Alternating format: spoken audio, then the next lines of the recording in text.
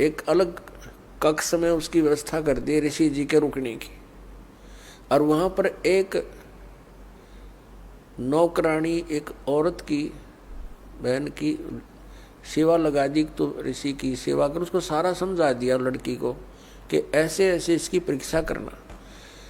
ऋषि जी बैठे थे अपने बेड पर, लड़की अंदर गई और उसी के बेड पर बैठ गई चरणों की तरफ। ऋषि जी ने पैर मोड़ दिए, वो और आगे नहीं तो ऋषि जी बैठ गए, और उसके निकट जाना चाहा तो ऋषि जी बेड छोड़कर खड़े हो गए कोने में। कहने लगे, माई बहन आप क्या कर रहे हो? साधु संतों के हाथ नहीं लगाते, बिस्तर पर नहीं बैठते, आप क्यों मर्यादा भंग कर रहे हो? आप जा सकते हो। वह लड़की आ गई। अब राजा जनक ने पूछा तो उसने सारी कहानी बता दी। जी एक नंबर के महात्मा है, तो मेरा टच भी नहीं होने दिया मुझे, और खड़े हो गए ये शब्द बोले ऋषि। तो ठीक है, अपने आत्माओं परमात्मा ये कहते हैं कि गोरख से ज्ञानी गणे और सुखदेव जति जहान और सीता सी बहु भारिया संत दूर स्थान। ऐसे जति भी था, ऐसा दृढ़ विश्वासी भी था, संयमी भी था, लेकिन नाम बिना कति खाली खोखा था। अब गुरु बिना और सच्चे नाम यथार्थ भक्ति के बिना खाली खोखा है ये मनुष्य का जीवन, शरीर, वो वेल विदाउट वाटर।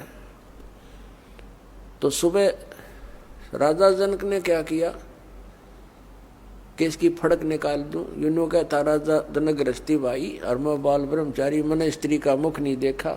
सुखदेव बोले ज्ञान विवेक का, हमने कदे स्त्री का मुंह नहीं देखा। राजा जनक गृहस्थी भाई कैसे शीश निभाऊं जाई।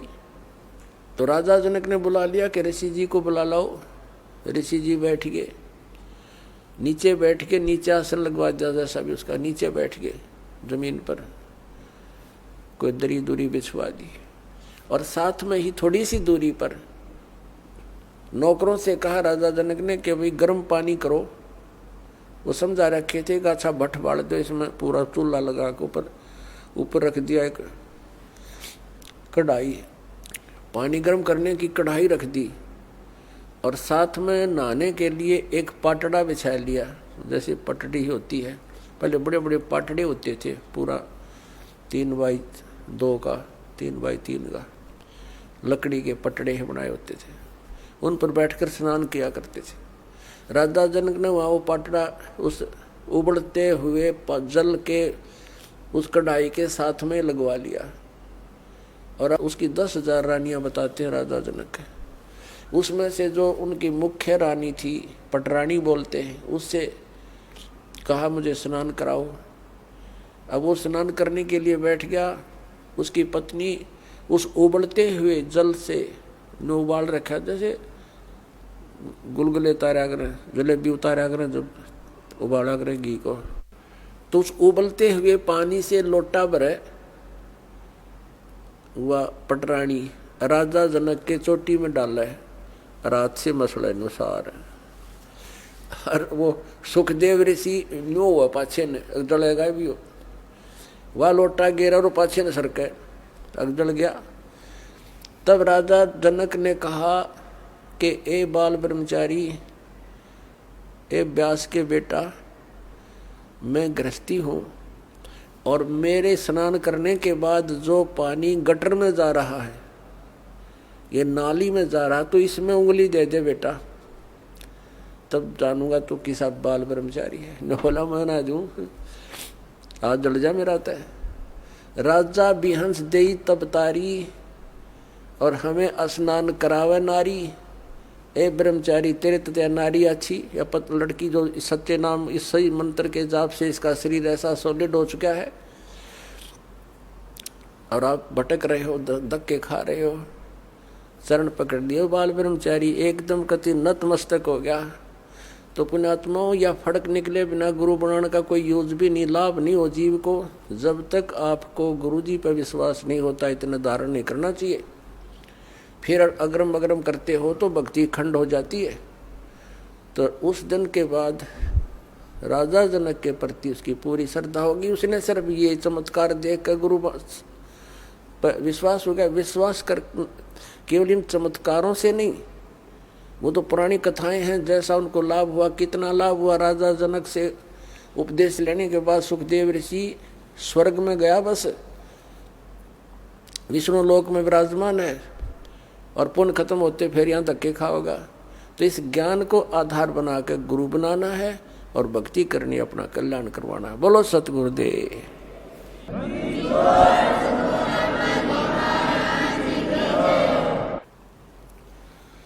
परम पिता परमात्मा पूर्ण ब्रह्म सारी सृष्टि के रचनार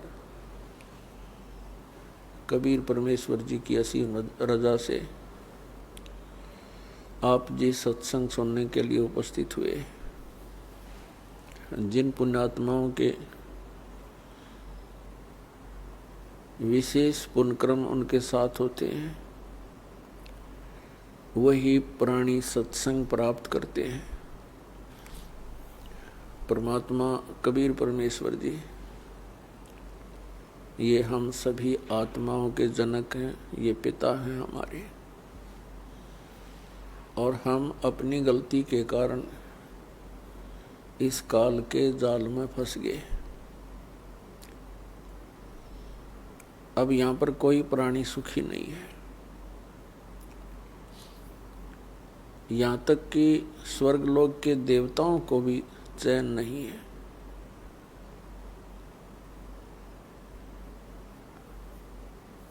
फिर हम यहाँ रह किस लिए रहे हैं?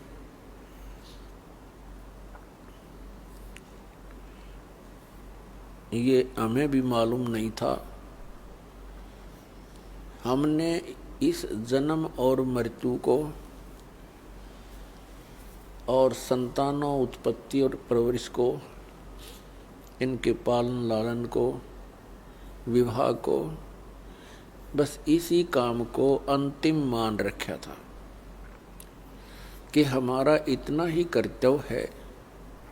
ये पूरा होने के बाद हमारी भले ही मृत्यु हो जाए।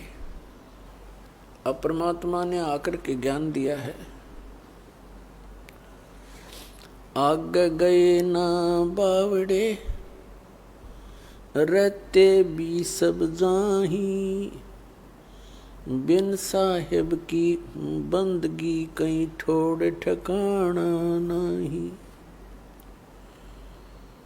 पहले चले गए, उन्होंने तो आकर बताया नहीं उनकी क्या दशा हुई आगे,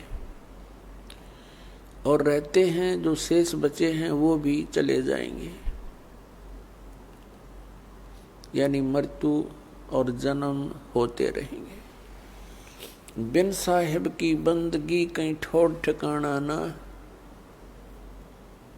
परमात्मा की सत्पुरुष की भक्ति के बिना इस जीव को कहीं स्थायी स्थान नहीं प्राप्त होता है। जैसे मनुष्य शरीर के अंदर प्राणी की मृत्यु होनी डेफिनेट है, यहाँ मृत्यु हुई पुण्य और पाप के आधार से आगे इसको स्थान मिलता है। पुण्यों के आधार से स्वर्ग प्राप्ति होती है। स्वर्ग का समय सीमित होता है, वो उसके पुण्यों पर आधारित होता है। जब स्वर्ग के अंदर उसके पुण्य की पूंजी समाप्त हो जाएगी, उसको कुछ समय पहले ही अलर्ट कर दिया जाता है कि अब तेरा जाने का समय आ चुका है। ये और समस्या है वहाँ स्वर्ग के देवताओं की, स्वर्ग के वासियों की। वासियों को उनको पहले ही पता लग जाता अब तुम्हारी मृत्यु होगी। ये समझ लो उनको फांसी की डेट दे दी जाती है। तो फिर वो प्राणी उस स्वर्ग में रहकर भी नरक महसूस करता है। वहाँ मृत्यु के उपरांत जबरदस्ती, जैसे यहाँ बाई फोर्स मार दिया जाता है, मृत्यु कर दी जाती है कोई कारण बने, इसी प्रकार स्वर्ग में भी समय पूरा होते ही वहाँ से बाई फोर्स निकाल दिया जाएगा, बलपूर्वक। फिर नरक में डाला जाएगा। नरक का समय पूरा होते ही वहाँ से बलपूर्वक बाहर फेंक दिया जाएगा। तो पुण्यात्मा, यहाँ पृथ्वी लोक पर मृत्यु हुई, यहाँ से हुई, चलो चलो। स्वर्ग में गए, वहाँ होगी, चलो चलो। और फिर नरक से भी फिर चलो। गधे की योनि पाई, फिर मृत्यु हुई, चलो। कुत्ता बनो, कुत्ते की मृत्यु हुई, चलो सुअर बनो। तो ऐसे, और फिर समय आने पर फिर मनुष्य बनो। तो यहाँ परमात्मा बताते हैं, आगे गए ना बावड़े, रहते भी सब जाही, बिन साहेब की भक्ति कहीं छोड़ ठिकाना नहीं। जैसे मोती ओस का, ऐसी तेरी आव, गरीब दास करो बंदगी, बहुर न ऐसा दाव।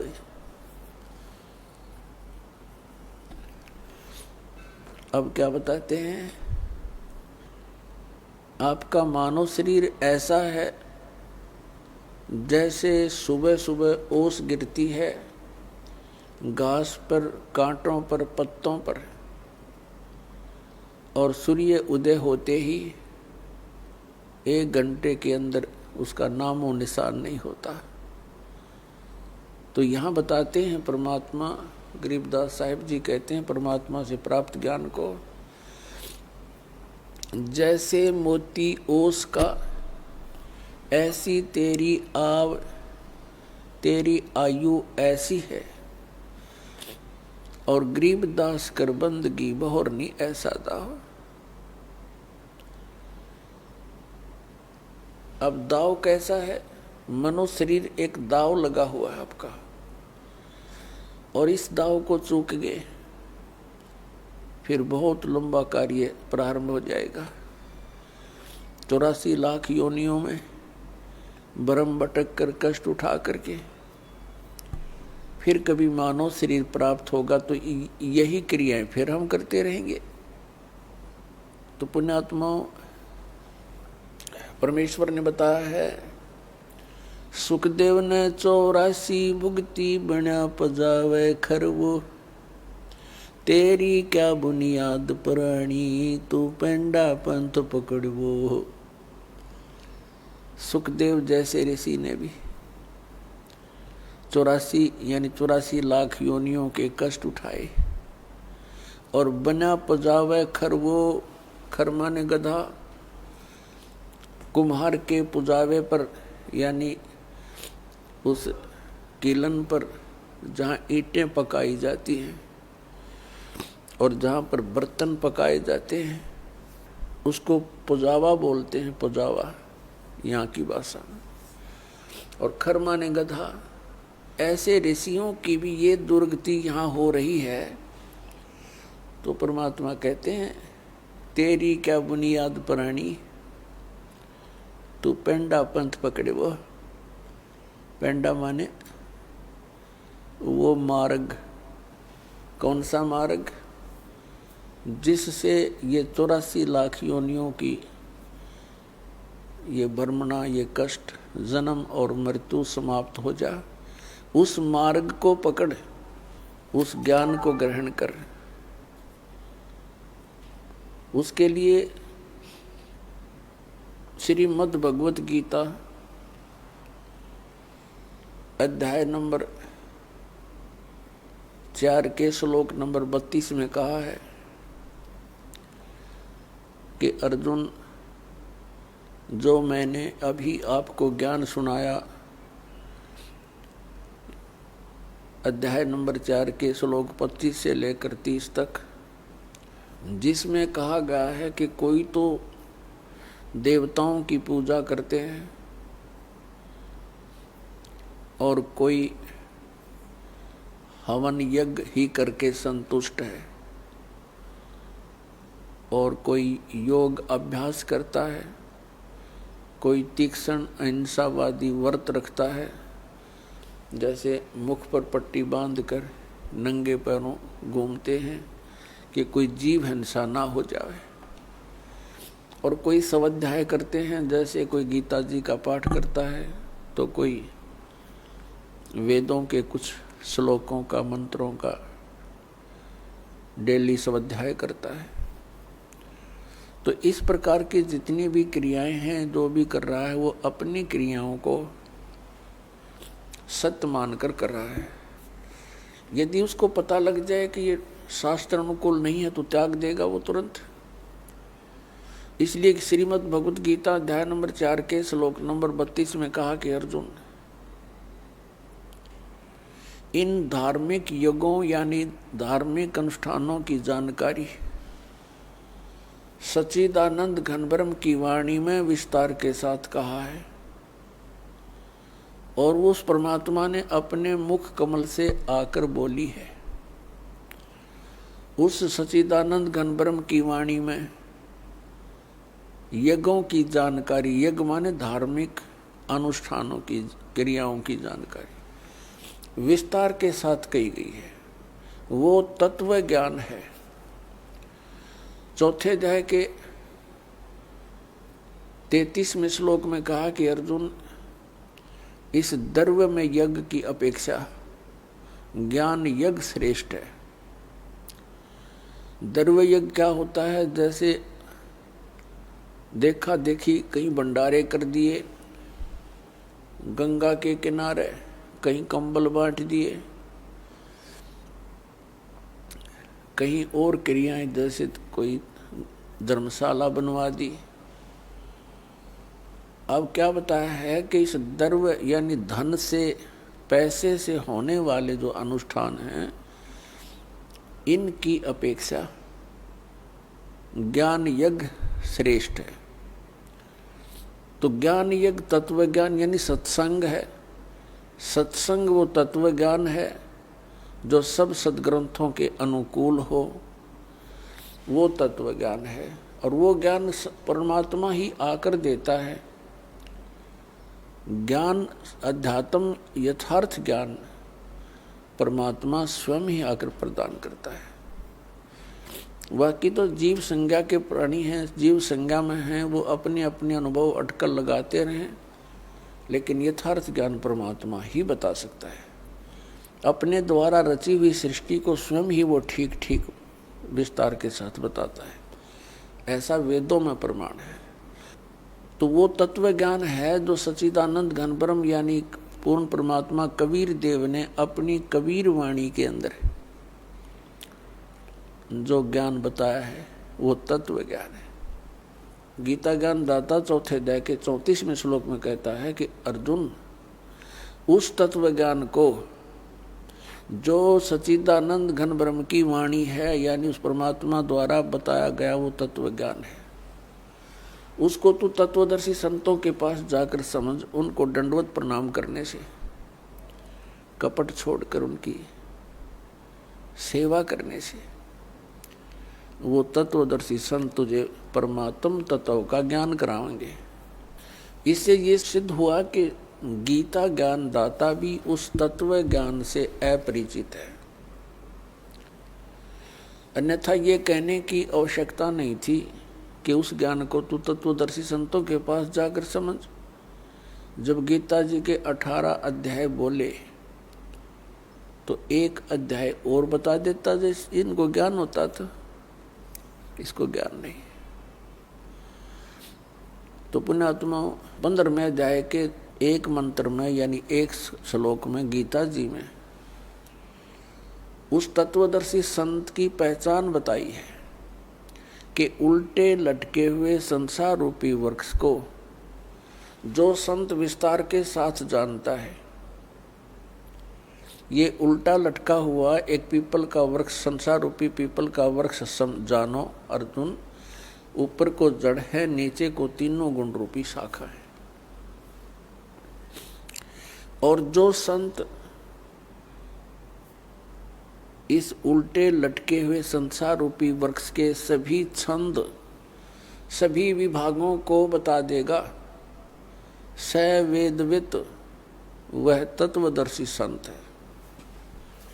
पुण्यात्माओं, जब तक सत्संग नहीं मिलेगा इस प्राणी को, तब तक ये ऐसे ही इस जन्म और मृत्यु के दीर्घ रोग से ग्रस्त रहेगा। और सत्संग केवल परमात्मा ही बता सकते हैं। वो परमात्मा 600 वर्ष पहले आकर के हमें सत्संग बताया करते थे, ज्ञान दिया करते थे उस अपनी अमृत वाणी से, सच्चिदानंद घन ब्रह्म की वाणी से। तो उस समय हम स्वीकार नहीं कर सके क्योंकि हम अशिक्षित थे। और जो एक ब्राह्मण वर्ग शिक्षा का अधिकारी था, उनकी बुद्धि वहां तक पहुंच नहीं पाई क्योंकि वो काल भगवान से प्रेरित रहे और परमात्मा का विरोध करवा दिया, ये कहकर कि कबीर अशिक्षित है, ये संस्कृत भाषा नहीं जानता है, ये ऊट पटांग बोल रहा है, ये झूठ बोल रहा है। परमात्मा कहा करते थे, गुण तीनों की भक्ति में ये भूल पड़ो संसार, कहें कबीर निज नाम बिना कैसे उतरो पार। तीन देव की जो करते भक्ति, उनकी कदे ना होवे मुक्ति। आज से लगभग 600 वर्ष पहले ये शब्द बोलना कि तीन देवता ब्रह्मा विष्णु महेश जी की जो भक्ति करते हैं उनका कभी मोक्ष नहीं हो सकता।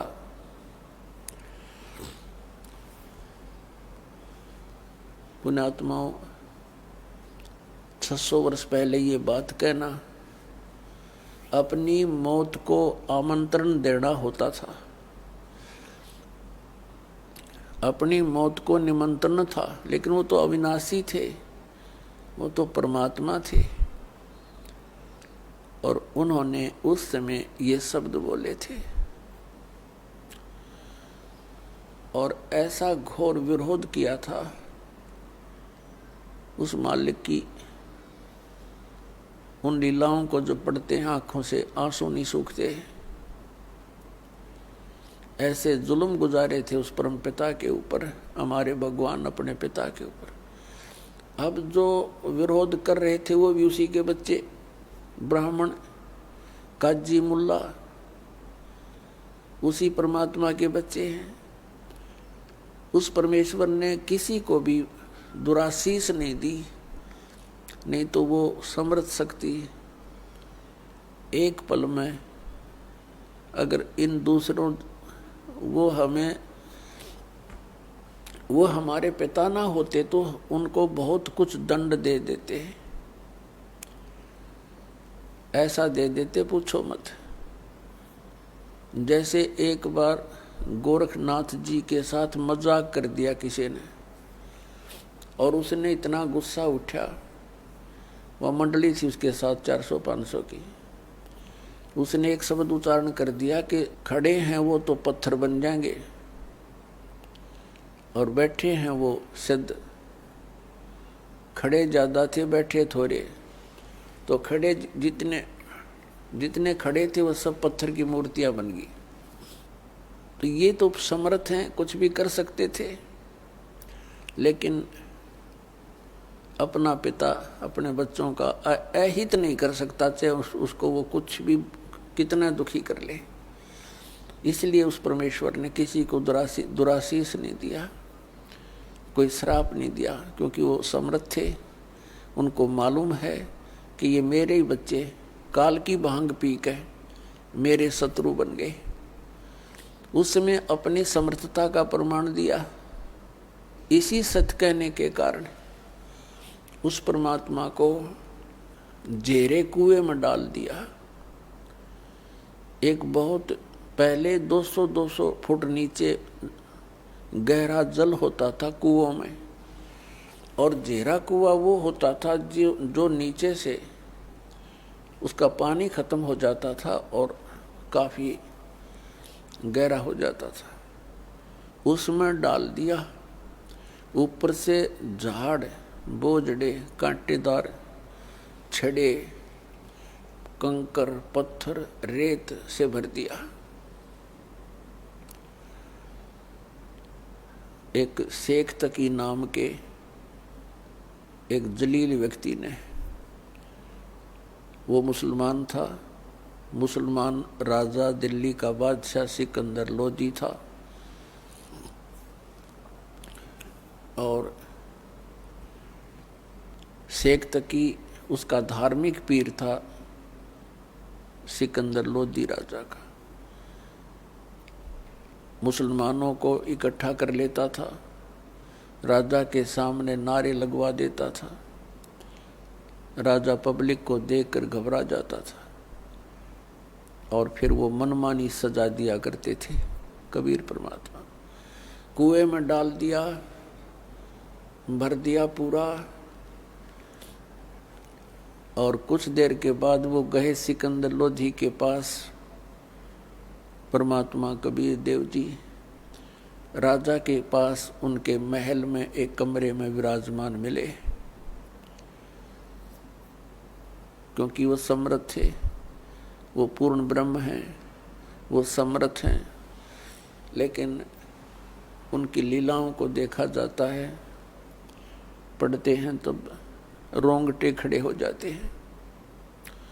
हमारे पिता हमारे हित के लिए आए थे, हम उनके शत्रु बन गए। तो उस समय हम अशिक्षित थे। अब परमात्मा ने सबसे पहले ये रजा बख्शी, हमें शिक्षित करवाया। पुण्यात्माओं 5500 वर्ष तो कलयुग बीत गया, और उससे पहले जालिए कितना समय 3 युग गए। केवल एक ब्राह्मण वर्ग ही शिक्षा का अधिकारी था और कोई शिक्षा नहीं ग्रहण करता था, क्योंकि यह शिक्षा अच्छी नहीं है, यह बेईमान बनाती है प्राणी को। ये पाप करने से फिर हिचकता नहीं है व्यक्ति। यह शिक्षा गई ब्राह्मण समाज में। इस शिक्षा को इन्होंने रोजी रोटी का धंधा ही बना लिया और पाप के भागी बनने लगे। अब शिक्षा आ गई सब समाज में। कितने चतुर बन गए हम भले ही ऊपर से कितने शिष्ट नजर आते हों, सुंदर कपड़े पहन के, बढ़िया कोई ठिकार लेके, अंदर से कति खोखे और खोखले हुए पड़े हम। हमारे विचार वो नहीं रहे जो हमारे दादे और परदादा के हम देखा करते थे। कितनी इंसानियत थी उनके अंदर। अब पुण्यात्माओं, हम जैसे वर्तमान के मानव से भी हमारा पाला पड़ा है, और आज से 55 वर्ष 50 वर्ष पहले जब हम कुछ जानने योग्य हुए, वो समय भी हमने देखा है। उस समय में और आज में दिन और रात का अंतर हो गया। इतनी गिरावट आ गई हमारी मानसिकता के अंदर, हमारे शिष्टाचार के अंदर। इसका कारण ये शिक्षा ही है। आप ऑफिस में जाते हो, किसी भी कार्यालय में, वहाँ भी इंसान है। बाहर पंक्ति में खड़ा वो भी इंसान है। कोई दया धर्म नाम की चीज नहीं रह रही। खाएं जाओ धक्के, गिड़गिड़ाएं जाओ उनके सामने, रहम रहा नहीं। 10 रुपये दे दे तो काम कर दे, नहीं तो खाओ धक्के। तो ये जलालत हमको किसने सिखाई? इस शिक्षा ने सिखा दी। और क्या करते हैं फिर उस पैसे का? हम कोठी बनाते हैं, बंगला बनाते हैं, कार खरीदते हैं, और फिर घर में कोई ना कोई ऐसी समस्या, कोई दुर्घटना हो जाती है, कोई बीमारी लग जाती है। उस सारे पैसे को फिर हम ऐसे ही, वो पैसा तो रहता नहीं, व्यर्थ हो जाता है। कोठी बना दी, मृत्यु होगी। आप गधा बनकर कुम्हार के घर मिट्टी ढो रहा है और कोठी वहाँ खड़ी है, चाट ले उस कोठी को।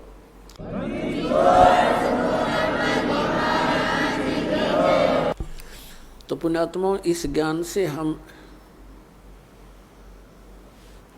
इस माया से वापस होंगे, क्योंकि ये माया दुश्मन है हमारी। और इस माया का हम प्रयोग कहाँ करते हैं? हमने परंपराएं गलत बना ली।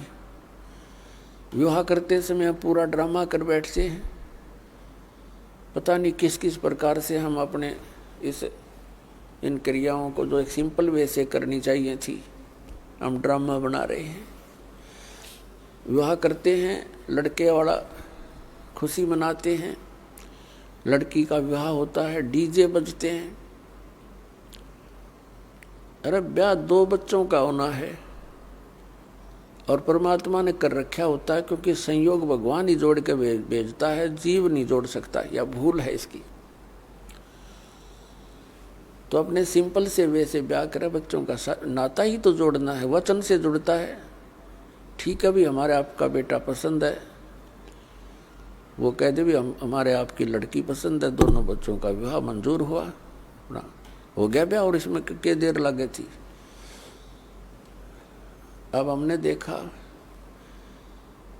समाचार पत्र में पढ़ा, पहले दिन डीजे बजा रहे हैं, लड़के का विवाह था, बहनें भी डांस कर रही हैं, माँ भी डांस कर रही है, गली में खड़े होकर। अरे सब कंजर हो गए हम, इंसानियत भूल गए कति। अगले दिन क्या होता है कि विवाह के लिए जा रही थी बारात, रास्ते में दुल्हे वाली कार टकराएगी एक ट्रेल लेते हैं, दूल्हा मर गया, साथ में और बैठे थे 6-7, वो मर गए। पहले दिन तो खुशी मना रहे थे, अगले दिन टक्कर मार कर रो रहे हैं। तो इस काल के लोक में और हम बकवाद करें, इसलिए कर रहे हैं क्योंकि हमने भांग पी रखी है, नशा हो रहा है हमारे। नशा उतर जाएगा जब ये चीज आपने ऐसी दुश्मन दिखाई देंगी, जो ड्रामा हम करते हैं। एक समय नानक साहिब जी के पास भक्त कोई व्यक्ति चले गए और कहा, महाराज जी आप ऐसे रहते हो खोए खोए से, आप कभी खुश नजर नहीं आते, आपका चेहरा ऐसा रहता है जैसे महादुखी प्राणी होया करे, और आप तो महापुरुष हो, आपको काहे की टेंशन। तब नानक साहिब जी ने कहा, भी ना जाने काल की कर डारे और किस विध ढल जा पासावे, और जिन्ना ते सरते मौत खुड़क दी उन्होंने केड़ा हंसावे। अब ना जाने कब के बिजली गिर जा, 1 सेकंड का भरोसा नहीं, 1 सेकंड का। और हम फिर भी यहाँ फूले नहीं समाते। तो ये हमारी इस अज्ञान का ही कारण है, और इस भांग जो हमने पी रखी है माया की, इसका प्रभाव है। ये सत्संग से, परमात्मा की भक्ति से, ये एंटीबायोटिक है, इस भांग का नशा तार देंगे, उतर जाएगा। ये उतरने के बाद देखना फिर कितना आपका वजन हल्का होगा, आपकी रुचि नहीं रहेगी कितने सांग सिनेमा देखने की। आप न सोचोगे क्यों समय बर्बाद किया, या तो मालिक की चर्चा चलेगी, या सत्संग सुनने दिल करेगा, या फिर अपनी सुबह शाम दोपहर की क्रियाएं, और फिर मंत्र दिन में इतना बिजी शेड्यूल हो जाएगा आपका, बकवाद करने का समय कौन मिले। और कभी समय मिलेगा तो रुचि नहीं बन सकती है, क्योंकि आत्मा स्वीकार करे नहीं, बहुत दिन हो गए इसने ये बकवाद करती ने, इसका कुछ भी हाथ नहीं लगा।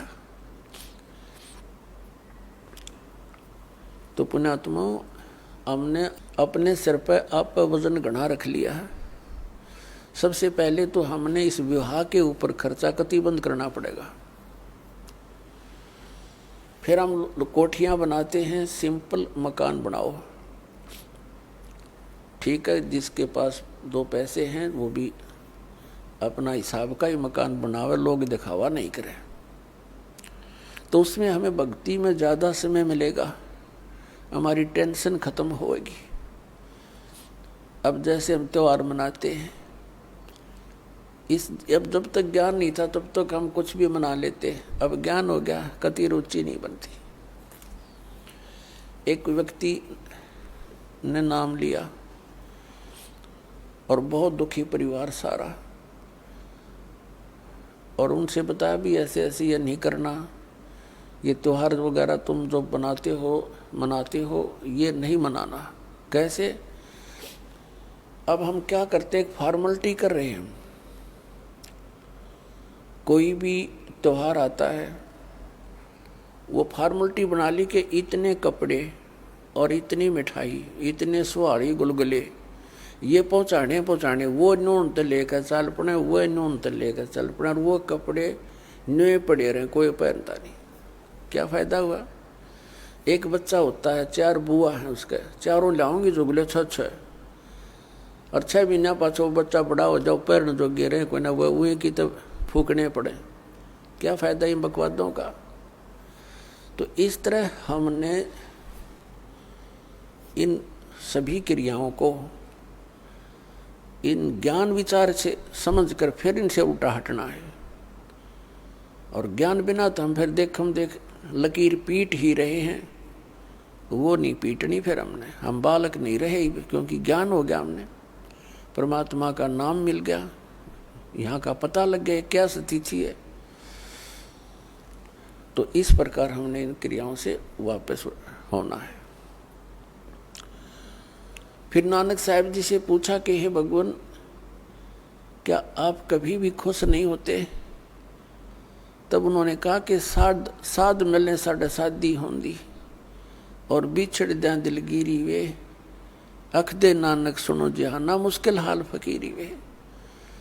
साध मिले साढ़े साधी होंदी, भक्तों से हमारा मिलन होता है। मेरे बच्चे जो मेरे शिष्य हैं ये मेरे पास आ जाते हैं सत्संग के समय, तो हमारे एक विशेष खुशी होती है। हमारे यह शादी है, ये विवाह है हमारा, आत्मा का विवाह परमात्मा से होता है। कहते साध मिले साढ़े साधी होंदी और विछड़ द्या दिलगिरी वे। जब ये यहाँ से सत्संग सुनकर जाते हैं तब मुझे फिर उदासी छा जाती है। क्यों छा जाती है? कि ये बच्चे परमात्मा के हंस इस ज्ञान से कुछ परिचित हुए हैं और अब ये जा रहे हैं उन लोगों के बीच में जो परमात्मा के ज्ञान से अपरिचित हैं। और कहीं ये बच्चे अपना नियम भंग करके और उन लोगों के विचारों को सुनकर अपनी दिशा ना बदल लें, ये नाम से वंचित ना हो जाए। और जब ये वापस आ जाते हैं एज इट इज, तो मुझे खुशी होती है कि मेरी फसल में कीड़ा नहीं लगा। तो कहते हैं साध मिले साढ़े साधी होंदी और बिछुड़ जा दिलगिरी वे, अख दे नानक सुनो जहाना या मुश्किल हाल फकीरी वे। ये भक्ति बहुत मुश्किल बना दी इन अज्ञानी संतों और महंतों, आचार्यों और शंकराचार्यों ने। परमात्मा से दूर कर दिया हमारे को। तत्व ज्ञान रहा नहीं, सदग्रंथों का ज्ञान हम तक पहुंचा नहीं। लोक वेद बना करके हमारे को ऐसे दंत कथाएं सुनाती जिनका कहीं कोई सिर पैर नहीं। तो पुण्यात्माओं, अगर आप खुशी मनाओ तो उस दिन की मनाया करो जिस दिन आपने नाम मिला। कबीर साहब कहते हैं जिस दिन सतगुरु भेंटिया सो दिन लेख जान, और बाकी जन्म गंवा दिया बिना गुरु के नाम। जिस दिन आपको उपदेश मिल गया आपका वो जीवन मनुष्य का, उस दिन से जन्म समझ लेना। उससे पहले आपका मनुष्य जीवन नहीं था, लेकिन शरीर बेशक मनुष्य का था।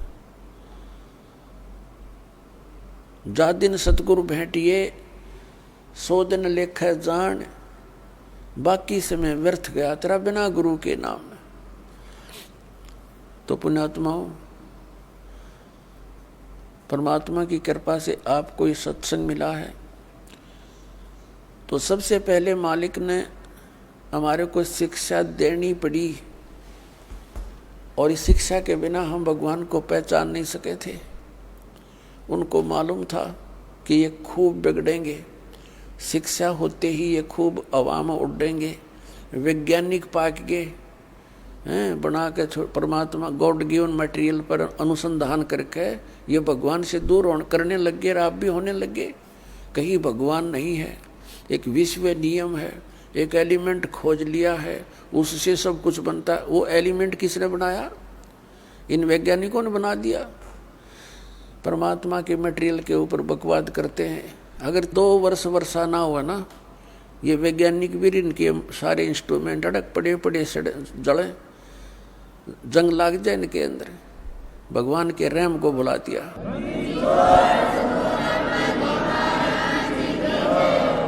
भगवान से कोसों दूर कर दिया हमारे को, और क्या बनाया इन्होंने? परमाणु बम बना लिया अपना नाश करने के लिए। है तेरा गजब है। और पुण्यात्माओं, ये इंटरनेट और ये प्रोजेक्टर, टेलीविज़न, ये परमात्मा का दिया हुआ ज्ञान है, जीव सत्र का नहीं है। कि किसी का भूल हो कि मनुष्य बना दे ऐसे आइटम। परमात्मा कबीर जी ने उनको बुद्धि दे करके ये बनवाया है। और किस लिए? आज के दिन के लिए, इस समय के लिए, कि एक जगह मेरा ज्ञान चला करेगा, करोड़ों बच्चे मेरे एक टाइम पर सुना करेंगे और प्रत्यक्ष प्रमाण देखा करेंगे। प्रोजेक्टर बनवा दिए, दास यहाँ दिखाता, आप वहाँ बैठे प्रमाण देख रहे हैं, टीवी के ऊपर देख रहे हैं, घर घर बैठा परमात्मा संदेश भेज रहा है। मालिक को मालूम था, क्योंकि काल ने कहा था, परमात्मा कबीर जी से प्रार्थना की थी चापलूसी करके कि 3 युगों में जीव कम ले जाना, और चौथा युग जब कलयुग आवे तब तब शरण जीव बहु जावे। ऐसा वचन हर मोय दीजे, तब तुम गमन संसार ही कीजे। परमात्मा के चरण पकड़ के वचनबद्ध कर लिया था कि 3 युगों में जीव वापस कम ले जाना, और चौथा युग जब कलयुग आवे तब तब शरण जीव बहु जावे। फिर वैसे गणे कितने ले जिए चौथे युग में? तो परमात्मा ने कहा था ठीक है, मैं वचनबद्ध हुआ और चौथे युग कलयुग में जीव ले जाऊंगा।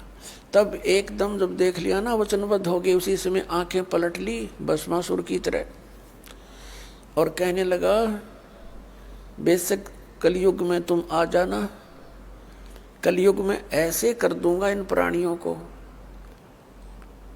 कि ये भक्ति योग्य नहीं रहेंगे, इनके इतने मलिन आत्मा कर दूंगा, और मंदिर मस्जिद और छोटी तीर्थों पर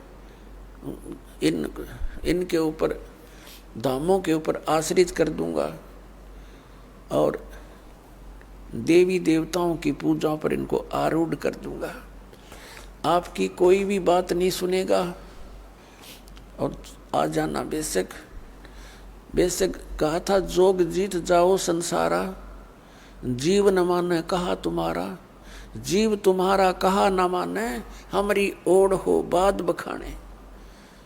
ऐसे उल्टे पाठ पढ़वा दूंगा अपने नकली दूध बेच के कि तुम्हारे साथ तुम्हारे ही बच्चे वाद विवाद क्या करेंगे मेरी और मेरा पक्ष में हो करके।